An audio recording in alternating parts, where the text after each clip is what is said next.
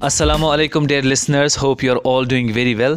This is Asif Sultan, and you're listening to English Podcast with Asif. This is the 13th episode we are recording, and today we are going to talk about one of the most crucial and the most relevant topics in this era of confusion, chaos, distractions, and rat race. That is, yes, authenticity. That means being original, genuine, not being fake or forgery. In simple words, being yourself. Today, we are bombarded with the loads of distractions, different styles and fashions, opinions and doctrines and whatnot. And amid all these things, we forget being ourselves. What we want ourselves to be, how we want to live our lives, what are our passions and interests. All these things are influenced by what others say or do or indoctrinate in us. Dear listeners, this is a very important topic for all of us, being an individual and part of a large group. Let's navigate and absorb these ideas since we're all on a path of self-improvement. I thank you again for joining us. To discuss this topic of great significance, we have with us Miss Asiya Amin, who has already been in our previous episode. She's really a wonderful speaker, as you have heard her, a keen observer of life and its intricacies. She's an entrepreneur by profession, but authentically, inside, she's a dreamer, lover, adores deep, unprecedented, and meaningful conversations.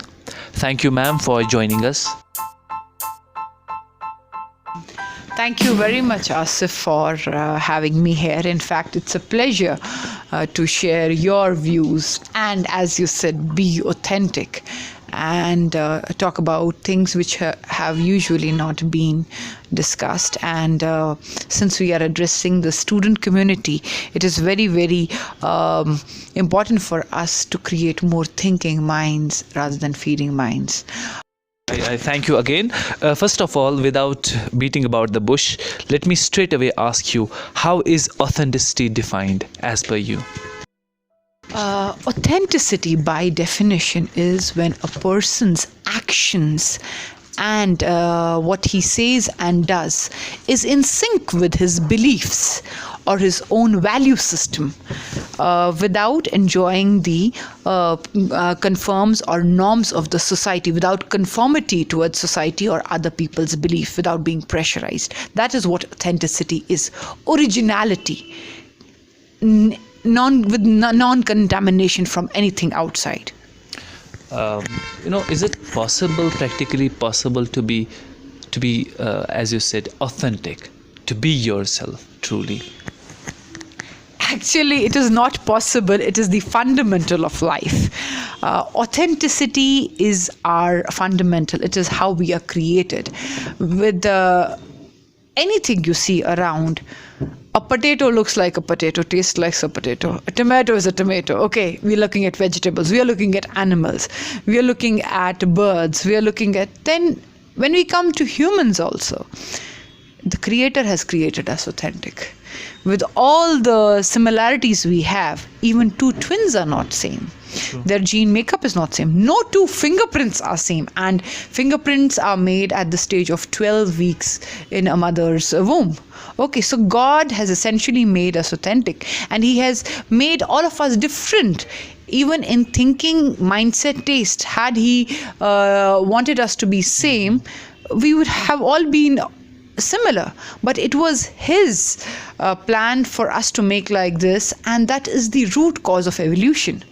But we are mostly influenced by our society. Why do you think? Why does our society demand conformity? See, originally, human being, the Homo sapiens, used to live in jungles and, behave the way they wanted. They used to be hunters and family people, just eat, reproduce, and move on. But then it goes down to our root system. Then came the era of kings and queens, where they used to give certain orders, and it had to be followed, so that mass and class mentality, king and masses mentality started, and people started taking whatever the king would say, good, bad, ugly. Then we had the slave time, the slave dynasty, and the slavery in between. So somehow it has set into our system to listen to others, to obey, to conform to how a certain person or a certain group of people or our nation, our religion or region wants us to behave, wants us to dress, talk, work. But if you see revolutions, improvements, all the evils of any society have been removed by people who were authentic, who had a voice, who were different from others, and who were misfits. And they have not go with the flow. Yes, great inventions, great ideas, great improvements have come from them, and they have been resisted, they have been cornered. But yes, authenticity is actually improvement. Authenticity is actually the base of life. We have forgotten to behave authentically, but if we really, dig deep into our conscience and see what we are and how we are, we will realize. I think we have become very unconscious, and we are following this rat race, as you said, and we need to just open our eyes and not shut our eyes and go by our heart. Since you are a keen observer of life, you see the things around. I would like to talk about the education, because most of our audience is students. They are how our educational institutes are responsible for depriving our kids from authenticity. Can you talk about that? Yes, firstly we have to understand that in this world we have to create thinking minds, not feeding minds. Okay. If you look at so many generations back, we had more inventors. We are talking about Isaac Newton's time, Albert Einstein, and we were very low on technology. We were low on other things, but those people were curious. They used to be thinking. They used to be on their own, observe, listen to their inner gut, experiment. Questioning the conventions. Yes, questioning the conventions. No, Earth is not round. Even if the Bible says so, it is not. Earth is not flat. Sorry, Earth is not flat. Let me question it. Why isn't this apple not flying? Why is it falling down?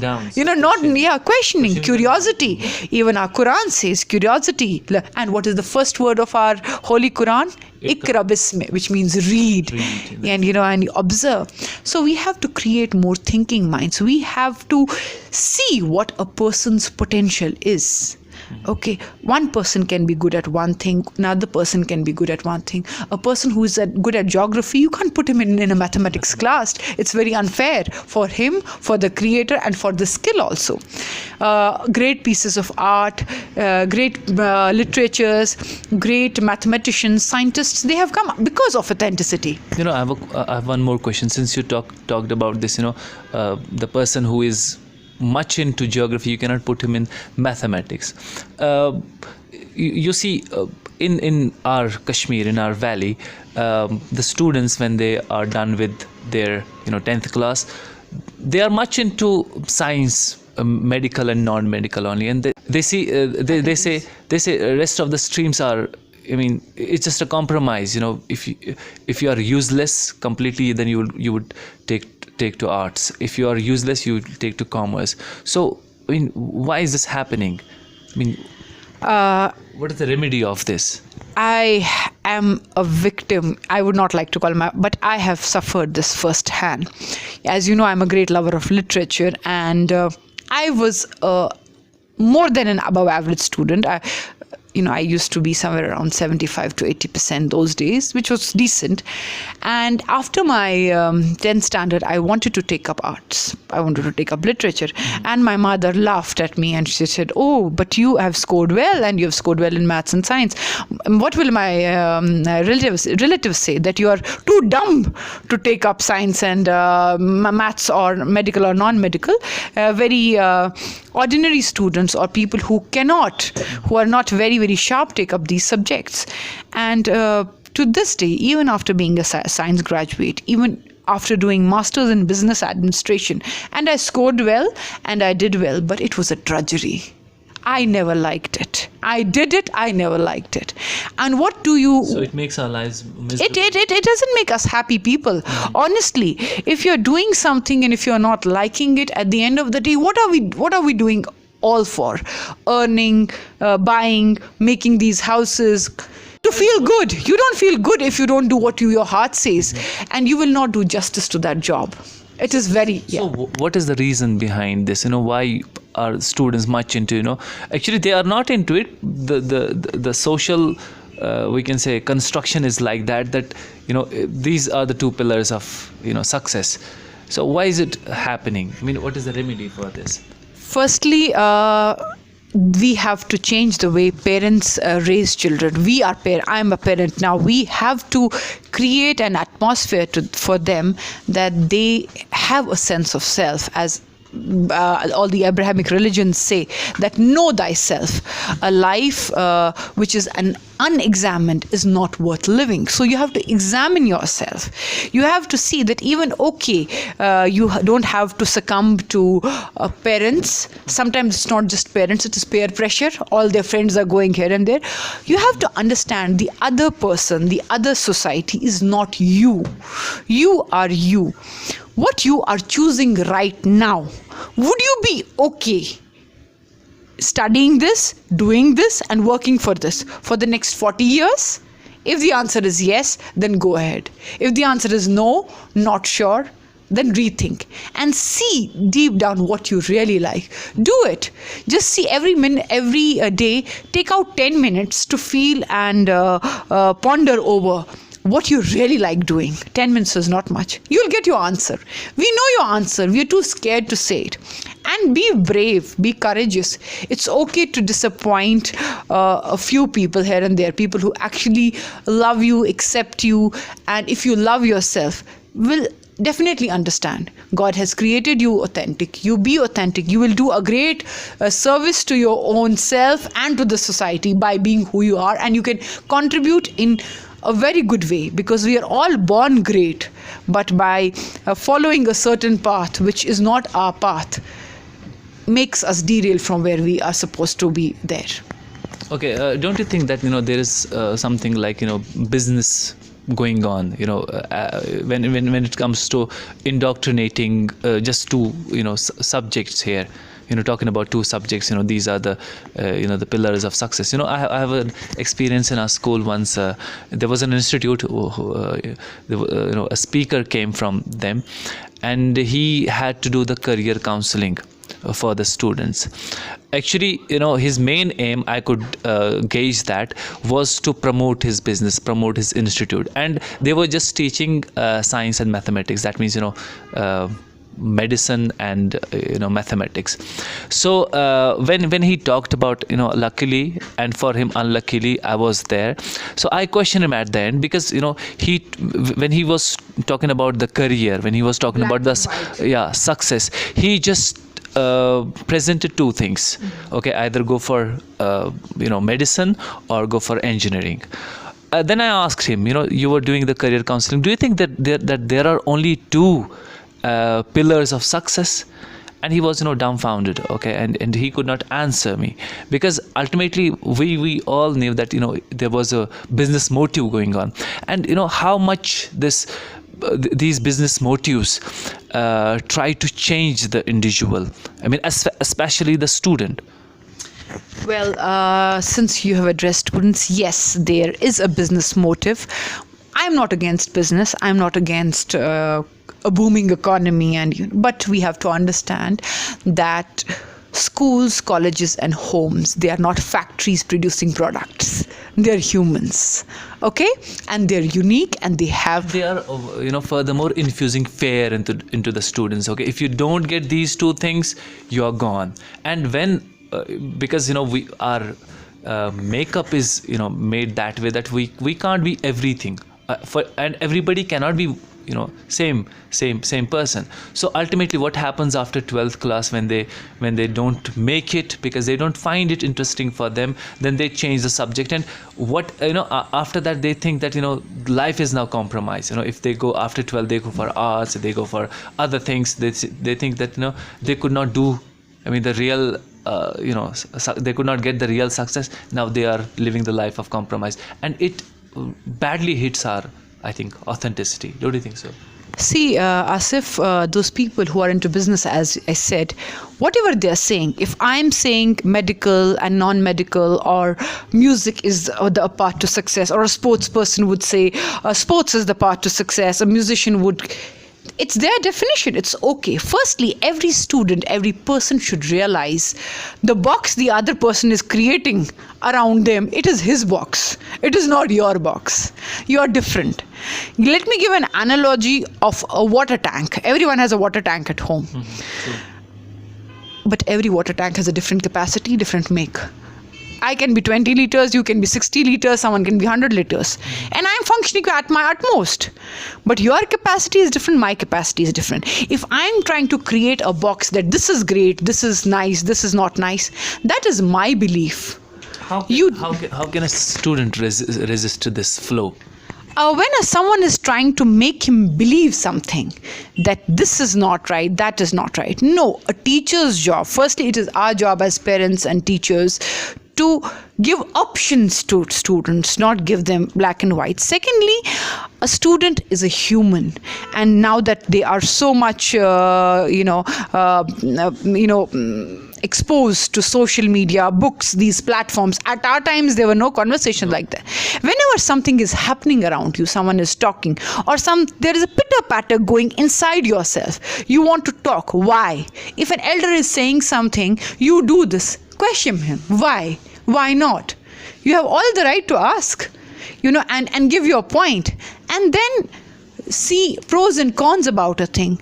Reason out with people. I'm not, but yes, you have to examine things. Examine. Everything is examined. Even when you buy anything small, or you go to a doctor, nothing remains unexamined. So examination, diagnosis, you can't treat a cold with a headache medicine. So everything has to be targeted differently. Secondly, what I wanted to tell you, that all students would have read food chains, the concept of food chain. The way there is a food chain in the system, there is a chain, intellectual chain, or a job chain in this world, and things are balanced. If there were no musicians, there were no artists, there were no teachers, there were no literature lovers, and everyone was a doctor, engineer, or a businessman, great businessmen earn day and night to buy one painting of MFO San. So now you talk about what success means. We earn so much to buy one car, which is created by a great, aesthetic guy. We make a lot of money to just go on a beach and travel. What for? We need to read. We need different people in our society. Doctors need music to calm their mind before a surgery. So what would they do without musicians? They need books to read. Lots of things are there. So now, I would like to ask you, this is really, I may sound rude, but, how would you label that parent or a teacher who would show them their box and try to fit them there? Unconscious and unhealed. Firstly, you cannot heal someone if you've not healed yourself. I have been there. It's no one's label. I have myself been there. If I feel, I would have not been able to do this thing in life, whatever my inadequacies were, whatever I have accepted, Like if I wanted to go to an X college, if I wanted to do this thing, that thing in life, and I was not able to do that, I put it on my child. I put it on my student. Oh, I was not able to do it. You do it. Why? Why create that vicious chains? Next generation, he would do it with his child, with his student. Don't you think that it's an oppression sort of on? It is an oppression, but we are doing it unconsciously. We are unhealed and unconscious. We have to understand, as Khalil Gibran. What if somebody is doing it consciously? It's sad. It's cruel. It's really cruel.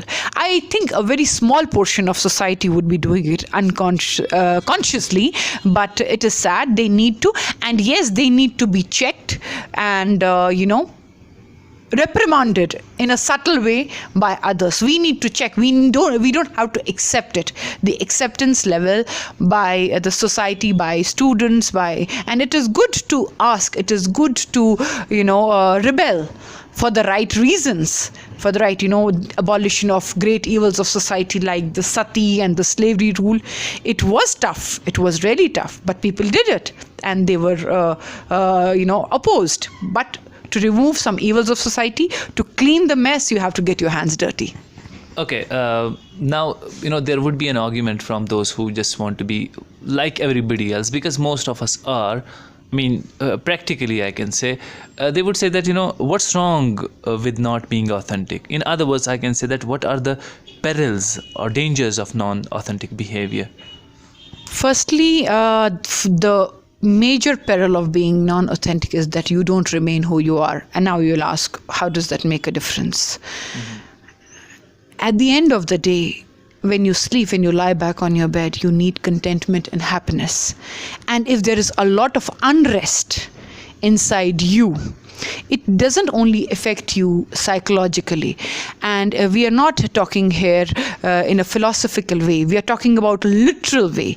Being unauthentic and this mental, emotional oppression has led a lot to mental health issues, depression, violence, when you're not allowed to do what you want and you're put in a place which you dislike and you vent it out at work, at home and all. It becomes a health issue. It becomes a safety issue, because people's lives, happiness, violence, everything, it emerges from inner self. You vent it out in one way or the other. If your mind, soul and body are not in sync, it is, an artist is supposed to be an artist. What if you have for example, in physics we have motors. One motor is supposed to be fit in a car, the other is supposed to fit in a small gadget. What if you replace or use same motor for everything? It will not function properly. So humans won't function properly. Parenting would be wrong. Teaching would go wrong. Your happiness would go wrong. Your relationships would go wrong. So there will be a lot of dissatisfaction and unrest, which is very, very prevalent in this society. You can see these days that you have everything at your disposal, but what we have is we lack. There's a lot of emptiness, non-fulfillment, even after having so many comforts. So that means simply that non-authentic behavior is responsible for our frustration, for even depression. I think for most of the evils of the society, yes, because everything emerges from root cause, base. I think majority of the violence around is because of non-authentic behavior, because that resistance leads to, or you see drug addiction. Why does a person want to be numb and stoned and be away? Because he cannot accept where he is. Why cannot he accept? Because he didn't want to be there. He was pushed. He thinks society, parents, spouse, everyone is unfair. So he blames every moment, and that's what make him more frustrated about himself. Yes, about life. Yes. So originality is essential. It is not a luxury. So all of us need to be original. So we'll go ahead. Now we talked about what's wrong with being non-authentic. Now, what's right being authentic? So that means what are the benefits of the authentic behavior? So how will it benefit us? How will it, may groom us or nourish us into a better personality? Would it add to that or? It would definitely. They say, there's a famous quote that we cannot exercise compassion if we are struggling with our own authenticity. Firstly, if you are not healed yourself, and if you have not unconscious with yourself, you cannot pass it on. You cannot pass a legacy. If you talk about any person, any parent, any great philosopher, any prophet, he first knows what he's talking about. He's very clear. And we are all born great. As Martin Luther King said, not everyone can be famous, but everyone can be great. And our Creator has made us unique. As you said, physiologically, looks-wise, gene-wise, we are all authentic. So we need to realize it. We need to exercise our highest potential by realizing what we are good at, how we feel, how we do, how we function, what we can contribute. We can't all be same. So it will contribute a lot to us. So we will create better doctors, we will create better artists, better parents, better engineers, because they will do where they are supposed to be. For example, a fish is supposed to be in water, a bird is supposed to be in air. So if you put a bird in a pond and fish in a sky, so it's a misfit. So authentically, whatever I am supposed to be, I'm supposed to be there. Otherwise, it will be an imbalance, as I said. So authenticity will create better nationalities, better families, better relationships. World will be a much, much better place to live in. So far it has been going like that we are being fed with a non-authentic behavior, and non-authentic behavior is appreciated. Okay, if you are like everybody else, it is appreciated. As it is in vogue now. How would we feed ourselves?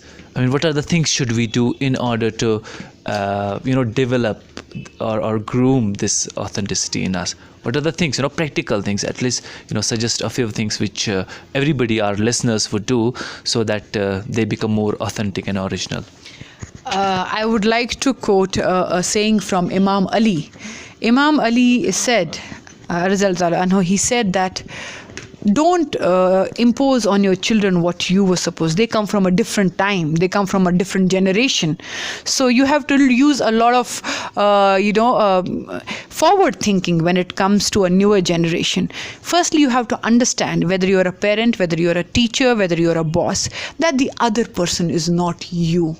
And you are not the other person. So the way you think, function, behave is different. Change in thinking. The first thing is change in thinking. The paradigm has to be changed. We are different, and so are others. So that's the first thing. So what else? It doesn't have to be changed. It has to be. We have to revert to our original. To our. We don't have to convert, but revert. We are originally like that. So we have to. Secondly, every human being in this earth would not, give anything for freedom. So freedom, in literal sense, freedom to be yourself. If you actually care for someone, love for someone, accept someone, want to grow, you have to give him that freedom. You have to give a freedom of discussion. You have to give a freedom of choice, freedom of doing things within the right set of framework. I'm not talking about here rights and wrongs of society. I'm saying in terms of following oneself. If it is right, if we talk about our Creator, He has put us in this world. Whenever we are doing anything right or we are doing anything wrong, we are not being reprimanded or, rewarded that moment. He has also given us a free hand. So who are we human beings to conform and impose and oppress others to function a certain way? Firstly, I want to tell all our students who are our major listeners here, do you want to work for a job which you don't like, drive 20 miles a day to a place of work which you don't enjoy, buy a house with that money where you hardly live, dress the clothes which you don't really like to dress up, and please people who don't like you? No. So please yourself, please your God.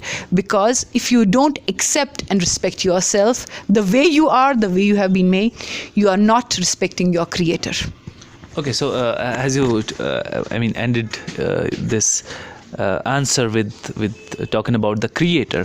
So, does being spiritual help us being authentic? In other words, I can say that the connection between the authenticity and spirituality. getting connected to God? I mean, can a person who is who does not worship God or who does not connect himself to God be authentic, be original?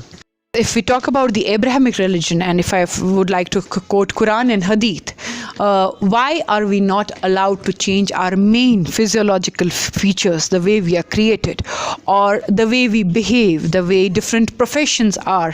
Why is caste system and all that so prohibited? Because the Creator knows that we are of a certain make, we are of a certain, all of us are different. We should not differentiate each other from caste, creed, color, profession, and there is a balance in the system because of the way we are made. If we don't accept ourselves, if we don't love ourselves, and if we follow others blindly and not follow the Creator, how has Creator made everything authentic, original? So we have to follow that path. We have to be grateful of what He has given us, what He has given to me, especially if you're talking about an individual level, the kind of traits He has given me, the kind of skills He has provided me, and make the utmost use of it. Only then we are respecting Him, we are accepting Him. And if we try to conform and change ourselves, people are going to the level of going on under a knife on an operation in an operation theater to change how they look, the way they dress, the way, and it's so fake, it's so phony to be like that. So yes, you can be more close to yourself because God resides in your heart. So spirituality, acceptance, love, empathy, compassion cannot be exercised if you're not authentic. True. And this, whatever you said, reminded me of a verse from Quran, Suratul Hashr. It's perhaps verse 19. It says, وَلَا تَكُونُوا كَالَّذِينَ نَسُوا اللَّهَ فَأَنْسَاهُمْ أَنفُسَهُمْ أُولَٰئِكَ هُمُ الْفَاسِقُونَ. And do not be like those who forget Almighty Allah, so He made them forget themselves. It is they who are truly rebellious. So, what we deduce from this verse is that, if you do not connect yourself to Almighty is going to make you forgetful about yourself. That means you would not, in real sense, we are not really forgetful about ourselves. Not in real sense, in practical sense, we can say. When we fall ill, we go to doctor. When we feel hungry, we eat. But what is this, forgetting ourselves? It's what perhaps you talk about, our own origin, our own originality, our own authenticity.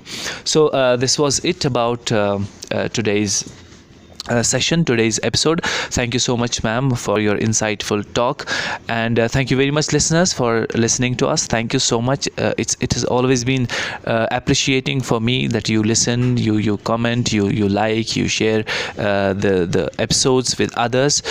So I take your leave. Take good care of yourselves. God be with you. Thank you so much.